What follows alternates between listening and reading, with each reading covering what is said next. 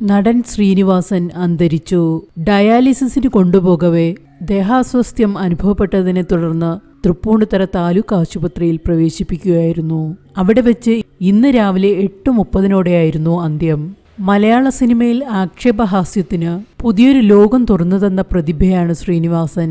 പച്ചയായ ജീവിത സാഹചര്യങ്ങളെ നർമ്മത്തിൽ ചാലിച്ച് വെള്ളിത്തിരയിൽ എത്തിച്ച അദ്ദേഹം മലയാളികൾക്ക് പ്രിയപ്പെട്ട നിരവധി കഥാപാത്രങ്ങളെയും സന്ദർഭങ്ങളെയും സമ്മാനിച്ചു. 48 വർഷമാണ് അദ്ദേഹത്തിന്റെ സിനിമാ ജീവിതം നീണ്ടുനിന്നത്. നടൻ, തിരക്കഥാകൃത്ത്, സംവിധായകൻ, നിർമ്മാതാവ് എന്നിങ്ങനെ സിനിമയുടെ വിവിധ മേഖലകളിൽ തന്റേതായ വ്യക്തിമുദ്ര അദ്ദേഹം പതിപ്പിച്ചു. സാധാരണക്കാരന്റെ ജീവിതത്തെ നർമ്മത്തിൽ ചാലിച്ച് വെള്ളിത്തിരയിൽ എത്തിക്കുന്നതിൽ വിജയിച്ച കലാകാരനാണ്. 1977 P.A. ബക്കറുടെ മണിമുഴക്കം എന്ന ചിത്രത്തിലൂടെയാണ് അരങ്ങേറ്റം കുറിച്ചത്. തിരക്കഥാകൃത്ത് എന്ന നിലയിൽ അദ്ദേഹം കൂടുതൽ ശ്രദ്ധിക്കപ്പെട്ടു. സത്യൻ അന്തിക്കാട്, പ്രിയദർശൻ തുടങ്ങിയ പ്രമുഖ സംവിധായകരോടൊപ്പം ചേർന്ന് അദ്ദേഹം ഒരുക്കിയ ചിത്രങ്ങൾ ഇന്നും മലയാളികൾക്ക് പ്രിയപ്പെട്ടവയാണ്.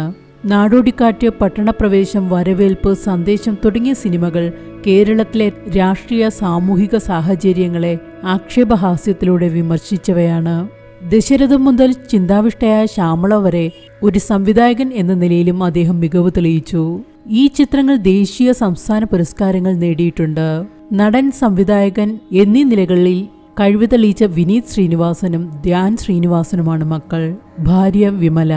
മലയാളികൾക്ക് പ്രിയപ്പെട്ട നിരവധി കഥാപാത്രങ്ങളെയും സന്ദർഭങ്ങളെയും സമ്മാനിച്ച ശ്രീനിവാസൻ മരിക്കാത്ത ഓർമ്മയാവുകയാണ്.